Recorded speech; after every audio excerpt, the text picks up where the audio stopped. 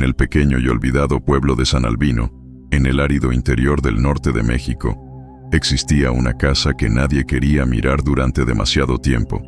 Le llamaban la Casa Azul, no por el color brillante de sus paredes, sino porque quienes la habitaban juraban que en las noches más silenciosas, un resplandor azul se filtraba por las ventanas, como si algo vivo respirara detrás de los muros. En San Albino, todos sabían que la casa cambiaba de dueño constantemente. Lo que nadie decía en voz alta era la razón. Ninguno sobrevivía para reclamarla por más de una semana. El misterio empezó a atraer forasteros. Algunos llegaban buscando una oportunidad de comprar barato y empezar de nuevo. Otros, más valientes o más ingenuos, venían tras escuchar las leyendas contadas en las cantinas polvorientas, susurros que hablaban de sombras que caminaban sin cuerpo, de puertas que se cerraban desde dentro sin manos humanas, de un llanto infantil que se escuchaba siempre a la misma hora, como marcando un ritual imposible de romper. Pero todos compartían el mismo destino, una noche final, abrupta y violenta, de la que nunca regresaban. La casa no hacía distinciones, tampoco avisos, solamente esperaba, observaba, elegía. Los viejos del pueblo aún recordaban el primer caso, décadas atrás, cuando la familia Mercado llegó llena de ilusiones y salió en ataúdes. Desde entonces, la Casa Azul se convirtió en una especie de pozo sin fondo que devoraba vidas humanas sin dejar rastro. Y aunque nadie lo admitía abiertamente, todos sabían que la casa no estaba maldita, estaba habitada.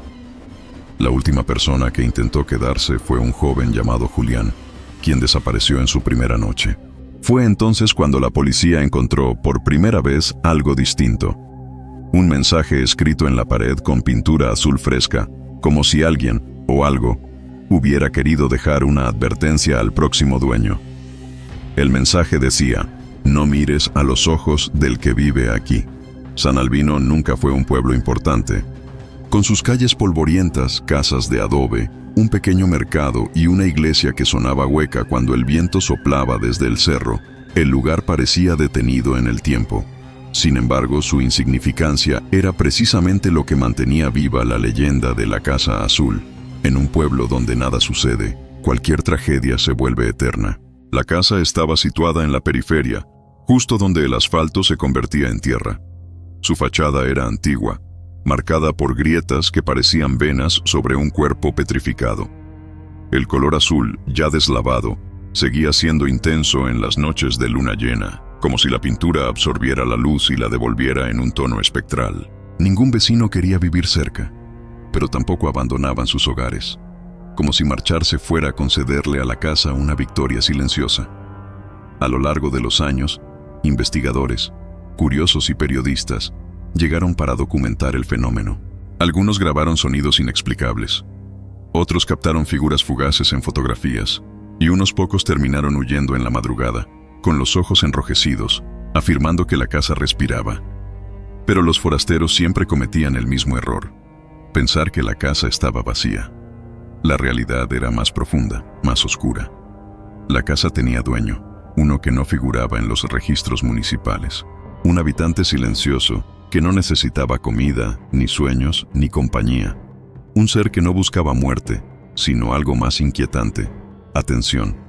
Cada persona que entraba alimentaba su existencia, fortaleciendo su presencia en el mundo humano. Y ahora, tú, que escuchas esta historia, estás a punto de conocer lo que realmente ocurrió dentro de esas paredes.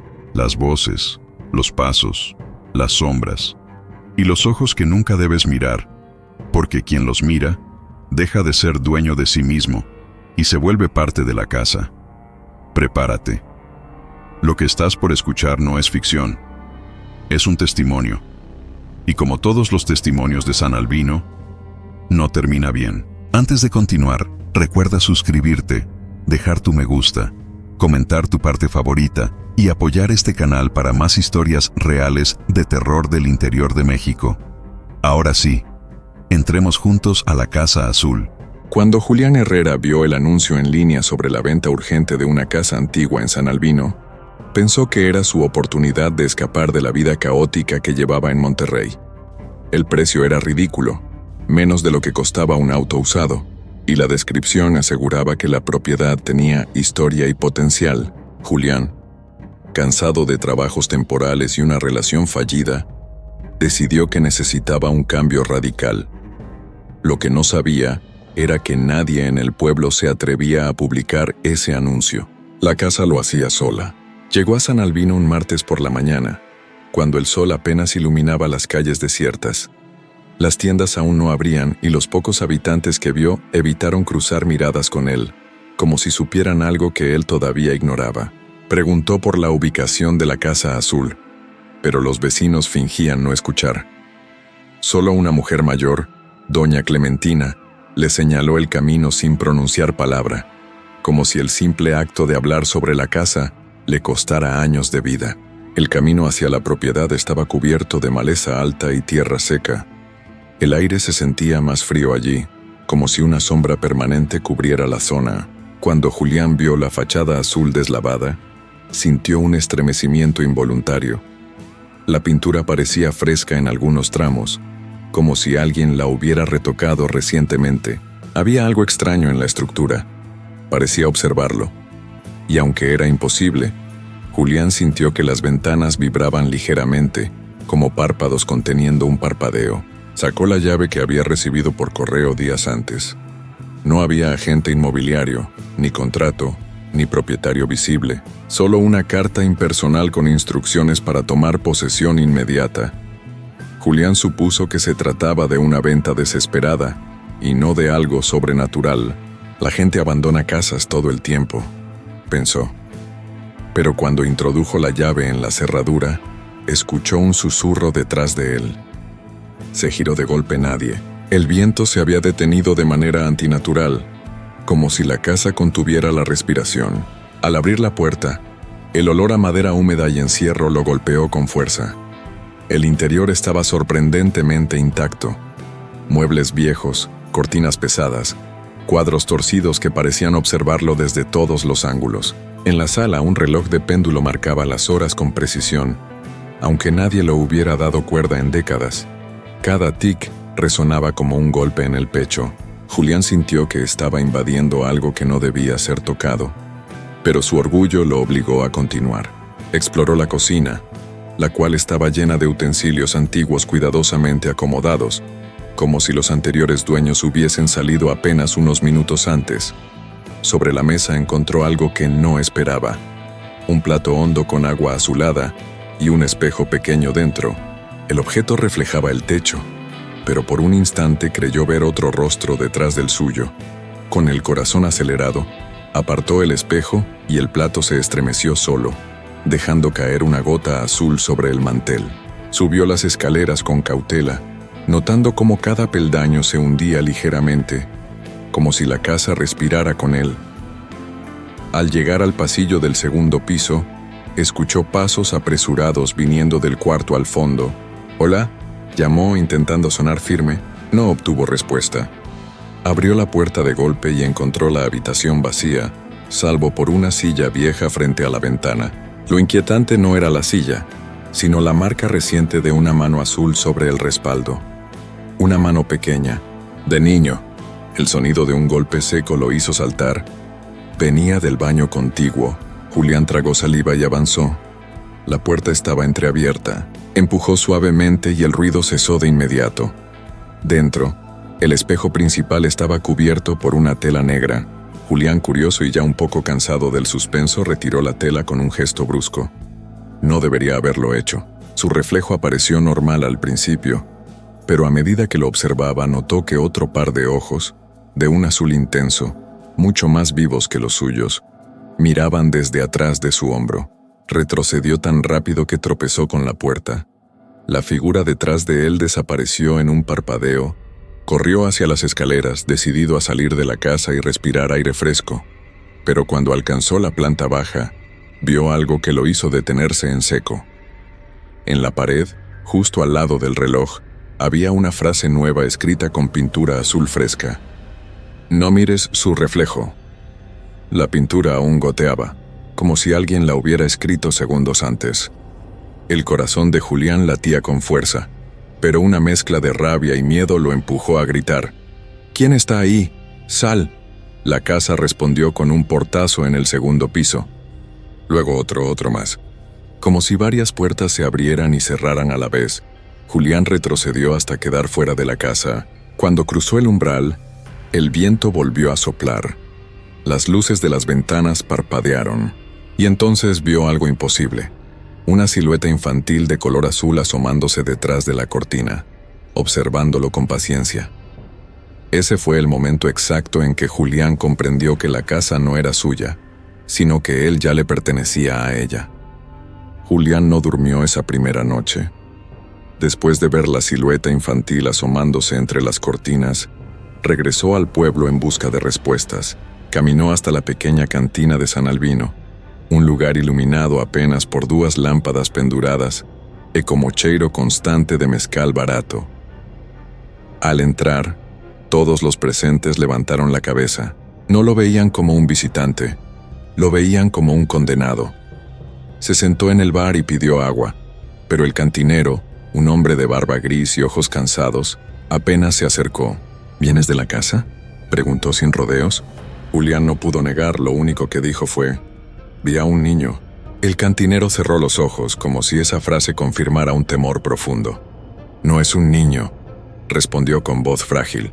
«No lo mires directo, no quiere juego, quiere dueño». Julián trató de presionar para obtener más información, pero los demás clientes se levantaron de inmediato y abandonaron el local como si su sola presencia los contaminara.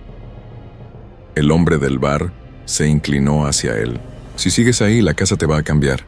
A todos los cambia. Y luego…» Se detuvo, trémulo. «Luego ya no puedes irte». Julián pensó en ignorarlo, pero algo en el tono del hombre lo dejó inquieto. No era solo miedo, era resignación, como alguien que ya había visto a otros caer. Salió de la cantina y caminó hacia la plaza del pueblo San Albino. Se veía casi deshabitado, pero los pocos rostros que encontró desviaban mozollos, como si evitar cebollar fuese un ritual de protección. Pasó frente a la iglesia y vio al padre Adán barriendo la entrada.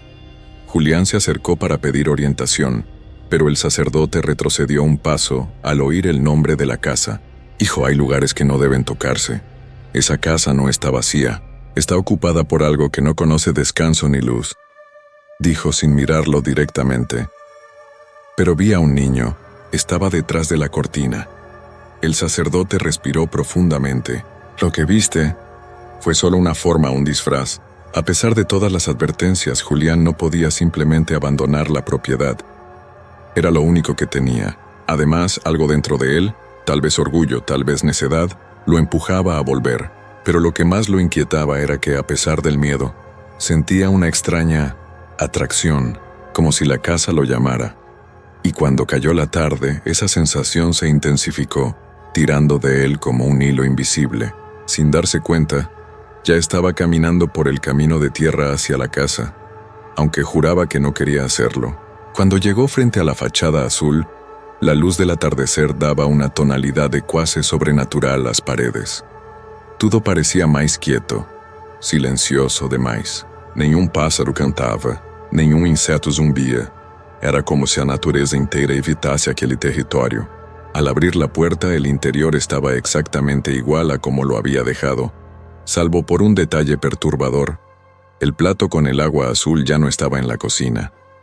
Lo buscó por toda la casa, pero no lo encontró, hasta que escuchó o som suave de agua sendo mejida no andar de cima. Subió las escaleras lentamente, cada peldaño crujiendo como si le avisara que retrocediera. En el pasillo, la puerta del baño estaba entreabierta y un leve resplandor azul escapaba por la rendija. Julián empujó la puerta com a punta de los dedos, e lá estava o prato, agora cheio até a borda com água azul profunda, movendo-se em círculos perfeitos, como se alguém tivesse acabado de tocá-lo. Pero lo peor no era eso, ¿no? Lo peor era lo que se reflejaba en el agua. El rostro del niño mirándolo fixamente desde dentro do líquido, como si estuviese submerso, vivo. Julián retrocedió, pero al hacerlo, escuchó pasos lentos detrás de él. Volteó bruscamente y allí estaba, la misma silueta azul que había visto en la ventana, un niño de no más de 8 años, de pie en medio del pasillo, con el cuerpo tenuemente iluminado como si emanara un brillo espectral. No tenía ropa, no tenía heridas, pero tampoco tenía pupilas. Sus ojos eran completamente azules, imposibles de sostener sin sentir que algo dentro de uno se deslizaba hacia el vacío. «¿Qué quieres?», preguntó Julián, su voz quebrada por el pánico. El niño inclinó la cabeza curioso como si analizara su pregunta, y entonces sonrió. Fue una sonrisa lenta, antinatural, que se extendió más de lo que un rostro humano podría soportar. El niño levantó un dedo y señaló hacia la escalera, indicándole que bajara.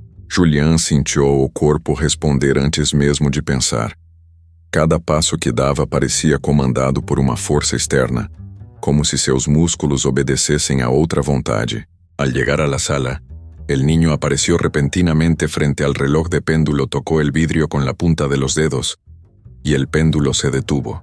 En ese instante todo sonido dentro de la casa murió. Ni viento, ni crujidos, nada. El niño levantó la vista hacia Julián, e seus olhos azuis brilharam ainda mais forte. A pintura das paredes começou a escorrer em fios azuis, como lágrimas grossas descendo dos retratos, saturando o ar com um cheiro metálico. Julián sentiu uma pressão na cabeça, uma voz insistente e repetitiva tentando entrar. «Déjame entrar», sussurrou na voz infantil dentro de sua mente. Julián cayó de rodillas, presionándose las sienes para expulsar la voz, pero cada palabra azul resonaba más fuerte. «Déjame entrar, déjame entrar, déjame entrar». Entonces de repente la voz se detuvo. Julián alzó la cabeza respirando con dificultad. El niño había desaparecido. El reloj volvió a moverse. La pintura volvió a su lugar. Todo parecía normal, demasiado normal. Pero en la pared, escrita con una caligrafía temblorosa, apareció una nueva advertencia. «No le abras». Apenas terminó de leerla, la puerta principal se cerró de golpe detrás de él. La casa había dado inicio al juego y Julián ya estaba dentro. Julián passou alguns minutos encostado à parede, tentando recuperar o fôlego. A mensagem recém-aparecida, «No le abras», pulsava em sua mente como uma ferida aberta. Não havia dúvidas de que alguém ou algo estava tentando adverti-lo, mas quem exatamente? A criança azul? Outra presença dentro da casa? A sensação de estar sendo observado ficou tão intensa que seus músculos começaram a formigar. O silêncio absoluto da sala pesava como uma manta sufocante. Julián sabia que precisava sair daquele lugar, mas algo o impedia. Seus pés pareciam colados ao chão, como se a casa estivesse segurando suas pernas. Quando finalmente conseguiu se desprender e caminhar até a porta principal, descobriu que a fechadura não respondia. A chave girava, mas a trava parecia presa por dentro, como se alguém segurasse o mecanismo com força. Ele puxou, empurrou, golpeou a madeira, mas a porta não cedia. Então ouviu um som que gelou seu sangue. Risadinhas infantis ecoando atrás dele. Volteou devagar, com medo do que poderia ver. Mas o vestíbulo estava vazio. As risadas cessaram tão abruptamente quanto haviam começado, deixando para trás um eco doentio que reverberava nas paredes. Desesperado por uma saída, Julián correu até a cozinha tentando encontrar uma janela aberta. Mas ao chegar lá, se deparou com algo ainda mais perturbador. Todas as janelas estavam lacradas com tábuas grossas que ele não lembrava de ter visto antes. Como poderiam ter surgido em poucos minutos? Ele tentou arrancá-las, mas estavam tão firmes que parecia que haviam sido presas por dentro das paredes, como raízes de uma árvore velha. Foi então que ouviu outro som. Um arranhar gentil, quase tímido, que vinha do piso. A princípio, Julián achou que fosse um animal, talvez um rato. Mas à medida que se aproximava da origem do som, percebeu que aquilo não era arranhar. Era alguém batendo. 3 toques suaves, depois mais 3, depois uma pausa como se esperasse resposta. Julián sentiu o estômago cair, a madeira no centro da cozinha vibrava ligeiramente. Ele se ajoelhou e colocou a orelha contra o chão. O que ouviu do outro lado o deixou completamente paralisado. Uma voz fraca, feminina, sussurrando seu nome. Julián. Saltou para trás, assustado, mas a voz insistiu, agora um pouco mais clara. Ajuda-me. Por favor. Era um pedido desesperado, suplicante. O coração de Julián batia tão rápido que parecia prestes a romper as costelas. Ele hesitou. Talvez alguém estivesse preso ali embaixo. Talvez fosse um dos desaparecidos, talvez. Contra toda a lógica, fosse uma vítima viva. Aproveitando a pequena esperança, começou a procurar alavancas, anéis de metal, qualquer coisa que pudesse abrir uma passagem secreta. A cozinha, porém, continuava imóvel, fria, silenciosa, até que a voz voltou assoprando com urgência. "No le abras, no a él." Aquela frase fez seu corpo inteiro tremer. Era a mesma advertência escrita na parede, a mesma caligrafia nervosa. Mas se aquela voz vinha debaixo do piso, quem ou o que estava tentando sair dali? Julián não teve muito tempo para pensar, porque a casa reagiu quase instantaneamente ao seu questionamento. As luzes piscaram com violência. Os pratos começaram a vibrar dentro dos armários. O relógio da sala disparou num ritmo impossível, acelerando o pêndulo até que se transformou num borrão. Do chão subiu um grito estridente. Não o pedido de socorro, mas um grito de fúria pura, aguda, inumana. E logo em seguida, silêncio absoluto outra vez. O ar ficou pesado, quase sólido, e uma corrente fria deslizou sobre os tornozelos de Julián como dedos invisíveis. Ele tropeçou para trás, batendo contra a mesa. O prato com água azul que havia visto antes apareceu ali novamente, sem que ele tivesse notado a presença. A superfície do líquido estava completamente imóvel, mas refletia algo que não estava na cozinha. Mostrava o corredor do andar de cima. E no corredor, o menino azul caminhava lentamente, arrastando uma mão pelas paredes, deixando um rastro brilhante que desaparecia poucos segundos depois. Julián fechou os olhos, mas quando tornou a abri-los, o reflexo mostrava outra coisa. O menino parado exatamente atrás dele. 8. Julián se virou bruscamente, mas a cozinha estava vazia. O menino não estava ali. Mesmo assim, o ar parecia pesado demais para estar sozinho. Cada esquina, cada sombra, parecia cheia de olhos ocultos. Respirando com dificuldade, Julián pegou o prato com ambas as mãos e o atirou no chão. A água azul se espalhou como tinta viva, escorrendo em direção às tábuas onde a voz chamava antes. Mas dessa vez, não houve pedidos por ajuda. Não houve sussurros, só houve um som. Um suspiro longo, quase de satisfação, vindo das profundezas do piso. Antes que pudesse reagir, uma força invisível puxou suas pernas com violência. Julián caiu no chão, batendo com o queixo, e sentiu algo tentar arrastá-lo para baixo. As tábuas vibravam, abrindo brechas minúsculas por onde dedos finos, azulados, se estendiam e tentavam agarrá-lo. Em pânico, Julián chutou, se contorceu, puxou o próprio corpo para trás com toda a força, até conseguir se libertar. As brechas se fecharam de imediato, como se nunca tivessem existido. A casa estava brincando com ele, estava testando suas reações. Tonto, suado e sangrando do queixo, Julián cambaleou até a sala tentando fugir daquela cozinha maldita. Mas ao chegar, encontrou algo que fez seu coração congelar. Na parede abaixo do relógio, uma nova mensagem azul brilhava como se tivesse sido escrita segundos antes. "Tive desde abaixo." Julián recuou um passo, então ouviu. 3 batidas lentas vindas do chão da sala. Não havia mais dúvida. A casa inteira estava viva e estava cercando-o centímetro por centímetro. La habitación parecía encogerse alrededor de Julián, mientras los 3 golpes bajo el piso seguían su ritmo lento, como un corazón enterrado marcando el tiempo de su agonía. Cada impacto resonaba en su caja torácica. Quiso retroceder, pero sus piernas temblaron tanto que tuvo que apoyarse en el muro. "Te ve desde abajo." Las palabras vibraban ante sus ojos. Intentó entender quién o qué estaba mirando, pero cualquier suposición lo llevaba a la misma conclusión aterradora. Había algo en la casa que no usaba puertas, algo que podía moverse por debajo de todo. De repente, el reloj de la sala se detuvo otra vez. El silencio se volvió tan absoluto que Julián escuchaba hasta su propio latido rebotar dentro de su cabeza. Y entonces, surgió otro sonido. No era el golpeteo bajo el piso, ni risas, ni llanto infantil. Era algo peor. Era el sonido de uñas rascando lentamente el reverso de la pared detrás de él. Primero una, luego 2, luego varias, como si decenas de dedos delgados se deslizaran por dentro del muro. Julián se giró instintivamente, pero la pared azul permanecía lisa. Aún así, el sonido continuaba como si estuviera dentro de él.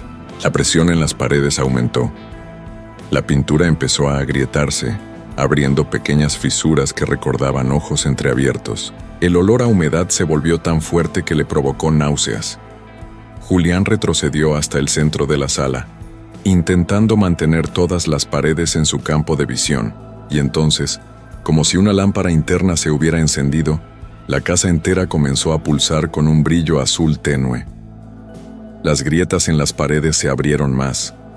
Ahora eran claramente ojos, decenas de ellos, sin pupilas, sin párpados, solo esferas vivas que lo observaban sin parpadear. El terror lo hizo correr hacia la escalera, pero al poner el pie en el primer peldaño, oyó un susurro helado rozarle la nuca. «No subas», era la voz femenina que había escuchado bajo la cocina. Pero esta vez no sonaba débil, sonaba cercana, demasiado cercana. Julián se paralizó, la voz repitió más firme. «No subas, está ahí. Te espera». Él miró hacia lo alto de la escalera. El pasillo del segundo piso estaba completamente oscuro, excepto por una única mancha de luz azul, como si algo respirara en la oscuridad. Antes de que pudiera reaccionar, un chasquido seco resonó por la casa.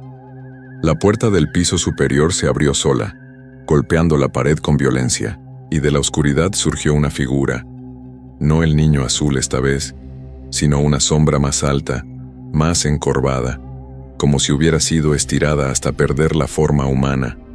La criatura no avanzaba caminando. En su lugar, deslizaba sobre el suelo silenciosa, como si no pesara nada. El pecho de Julián se oprimió. La criatura se detuvo en lo alto de la escalera e inclinó la cabeza, observándolo con ojos enormes e inmóviles, ojos que nunca parpadeaban. La figura se quedó ahí, inmóvil, como esperando una decisión, y entonces lentamente levantó la mano derecha y señaló hacia abajo, directamente hacia el piso de la sala, donde los golpes se habían detenido.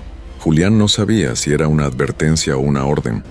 La sombra movió la mano otra vez, ahora apuntando hacia él, luego hacia el suelo, luego hacia él. Era claro lo que decía sin palabras. Tú estás en su lugar, él quiere subir. Cuando Julián comprendió eso, sintió el estómago voltearse. Aquello debajo de la casa quería salir y la sombra quería que él lo permitiera. Julián retrocedió instintivamente, pero el piso de la sala empezó a crujir bajo sus pies. Primero un gemido suave, luego finas grietas extendiéndose como telarañas. La temperatura cayó tanto que su aliento salió en nubes blancas. Un viento imposiblemente helado comenzó a fluir a través de las rendijas del piso. Y entonces llegó el olor. Un olor dulce, podrido, sofocante, como carne dejada al sol por días, mezclada con el olor metálico del líquido azul. Julián se tapó la nariz, pero no sirvió de nada. El aire se volvió demasiado espeso para respirar. La madera finalmente cedió. Solo un pedazo, pequeño, del tamaño de una mano, pero fue suficiente para que dedos pálidos y largos emergieran, tanteando el aire como antenas de insecto. Los dedos tenían manchas azules como moho vivo, y en el instante en que tocaron el aire, todas las luces de la casa explotaron parpadeando frenéticamente. La sombra en lo alto de la escalera empezó a retorcerse, como si estuviera emocionándose, o hambrienta. Los dedos se apartaron y una segunda mano salió, empujando el piso hacia arriba, abriendo espacio para algo mayor. Julián corrió hacia la ventana de la sala, pero estaba sellada con tablones igual que la de la cocina.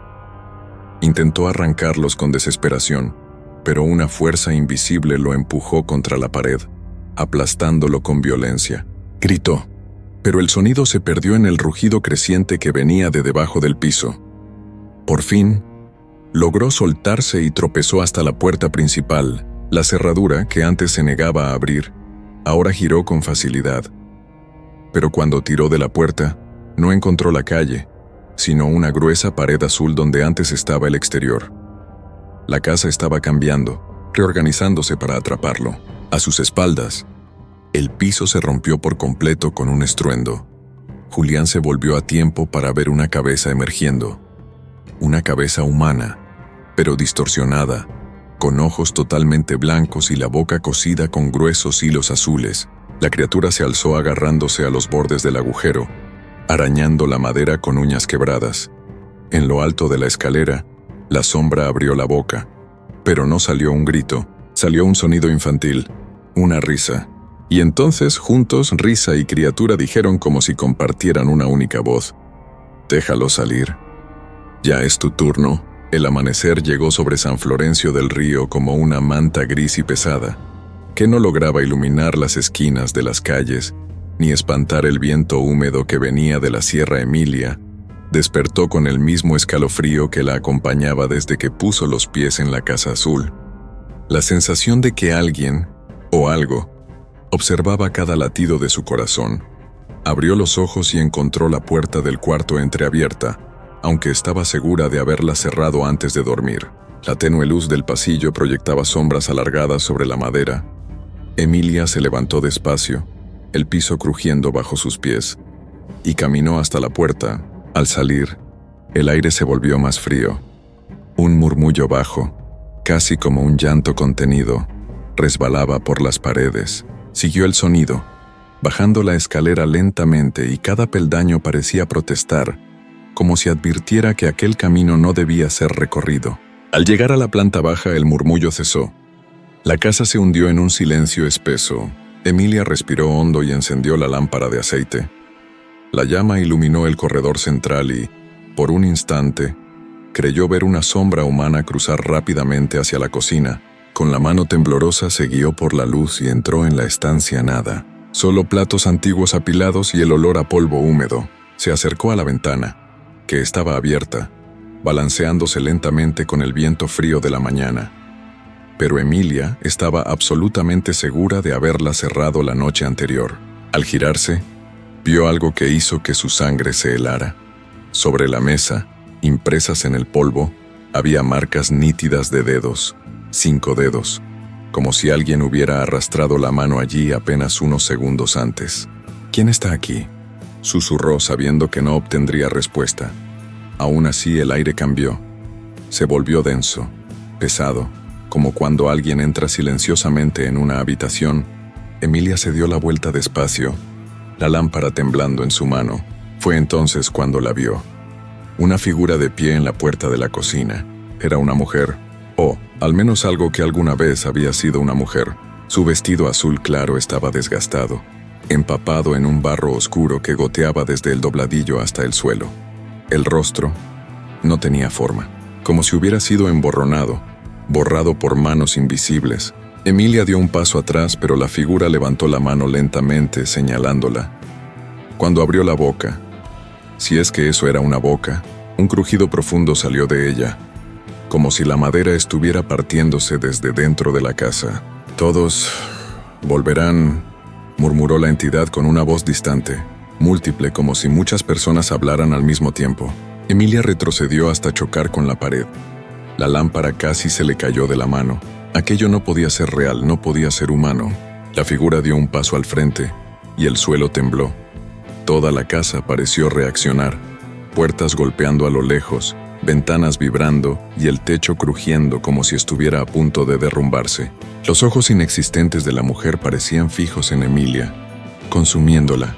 «¿Qué quiere de mí?», gritó Emilia. La voz respondió en un susurro casi dulce. «Lo mismo que de los demás, y que no salgas viva». Antes de que Emilia pudiera correr, la llama de la lámpara se apagó de golpe, como si alguien hubiera soplado el fuego. La cocina se sumergió en una oscuridad total, y en el último segundo antes de perder la noción de dónde estaba, Emilia escuchó pasos detrás de ella, muchos pasos, como si varias personas avanzaran al mismo tiempo para rodearla. La Casa Azul ya no quería esperar. Había elegido a su nueva víctima. La oscuridad engulló a Emilia de forma tan absoluta que ni siquiera pudo distinguir su propia respiración.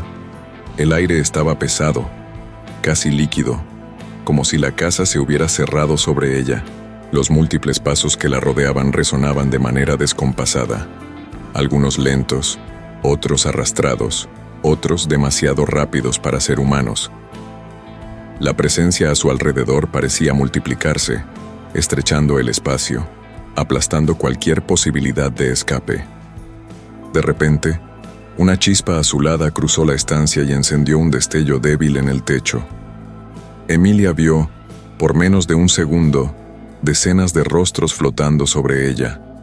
No cuerpos, solo rostros, como fotografías manchadas por el tiempo, adheridas al yeso como si hubieran sido pegadas allí a la fuerza.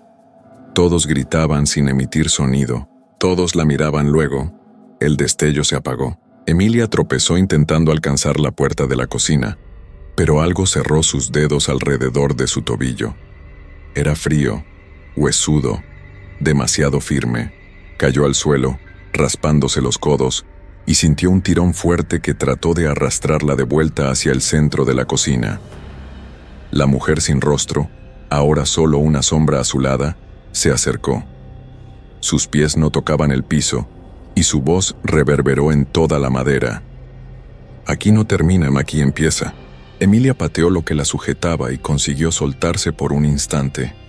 Tambaleándose, corrió hacia la sala principal, guiada por la memoria del camino y por el leve resplandor que venía de la entrada. Sin embargo, cuando llegó al vestíbulo, la puerta principal estaba diferente. Ya no era la antigua puerta de madera, era otra cosa. Parecía un enorme panel azul, palpitante, casi vivo, respirando como si fuera un pecho humano. La superficie ondulaba, y cada ondulación emitía un gemido bajo. Al tocarla, Emilia sintió que la pared temblaba, no como una casa normal, sino como un cuerpo reaccionando al contacto. «Acá no, por favor», murmuró retrocediendo. De repente la pared se abrió en el centro, como una enorme grieta de la cual comenzó a brotar una luz de un azul profundo e hipnótico que parecía devorarlo todo a su alrededor. Voces comenzaron a salir de allí. Voces de hombres, mujeres, niños. Algunas lloraban, otras suplicaban, otras reían como si estuvieran perdiendo la cordura. Una de ellas, sin embargo, destacó, una voz femenina, firme, quebrada por el dolor. «Ayúdame, sácame de aquí». Emilia la reconoció al instante. Era la voz de la última dueña de la casa, la mujer desaparecida hacía apenas una semana, la misma cuya foto estaba en el documento encontrado en la sala. La grieta se abrió aún más, y por un instante, Emilia vio dentro, un pasillo sin fin, cubierto de puertas azules idénticas, todas cerradas, todas temblando como si algo intentara salir de detrás de ellas. El viento que escapaba de allí olía a tierra mojada y metal envejecido. Detrás de Emilia, la casa comenzó a desmoronarse, no como un derrumbe físico, sino como si la propia realidad se estuviera deshaciendo. Las paredes se estiraban, los suelos se retorcían, las ventanas se multiplicaban y desaparecían. La mujer sin rostro apareció de nuevo detrás de ella, ahora más grande, deformada, ocupando casi todo el espacio del techo, sus manos alargadas deslizándose por las paredes. «Entra», ordenó la entidad, «o muere como los otros». Emilia respiró hondo, las lágrimas resbalando por su rostro. Sabía que intentar volver por los pasillos sería inútil. La casa cambiaba de forma, creaba caminos imposibles, atrapaba a quienes intentaban escapar. Su única oportunidad estaba en aquella grieta, en ese corredor de puertas vivas que palpitaban como corazones prisioneros. Con lo poco de valor que le quedaba, dio un paso hacia la abertura azul. El viento la empujó hacia adentro, y antes de que pudiera darse la vuelta, la grieta se cerró detrás de ella con un estruendo seco y ahogado. La mujer sin rostro desapareció. La casa quedó en silencio.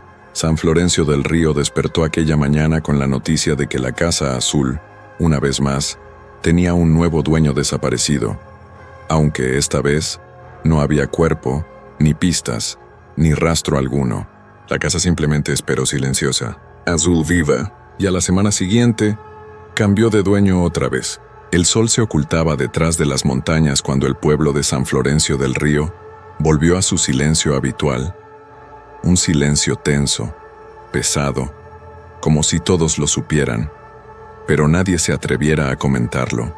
La Casa Azul permanecía allí, intacta, inmóvil, con sus paredes frías y brillantes como la piel de un cadáver recién lavado.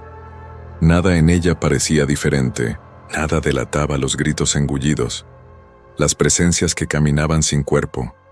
el corredor infinito que guardaba puertas vivas latiendo como corazones aprisionados. Todo el pueblo fingía no mirar en dirección a la casa, pero al caer la noche, siempre había alguien que juraba haber visto una luz azul palpitar detrás de la ventana del cuarto superior. Otros decían escuchar golpes, 3, luego 5, que venían del sótano, como si alguien pidiera salir. Las autoridades nunca encontraron nada, y los vecinos aprendieron a no pedir ayuda cuando algo extraño ocurría. En San Florencio del Río, todos sabían la verdad. Quien entraba en la Casa Azul no regresaba, al menos no como había entrado. Y así, semana tras semana, la propiedad cambiaba de dueño, atrayendo viajeros curiosos, buscadores de fortuna, familias desesperadas por un hogar barato. La casa los recibía con un susurro suave, con promesas silenciosas de refugio, y cuando la puerta se cerraba detrás de ellos, nadie volvía a verlos. Solo el color azul de las paredes parecía brillar un poco más fuerte con cada desaparición, como si absorbiera algo nuevo, algo vivo, algo que la alimentara. Las historias siguieron circulando entre México y Estados Unidos, difundiendo el nombre del pequeño pueblo y convirtiendo la Casa Azul en un mito. Pero para quienes viven allí, la realidad es simple. La casa no quiere ser evitada, quiere ser habitada, quiere más voces para su corredor, más rostros para su techo, más semanas, más dueños. Y mientras exista alguien lo suficientemente valiente o lo suficientemente necio para cruzar su umbral, la Casa Azul nunca estará vacía. Nunca.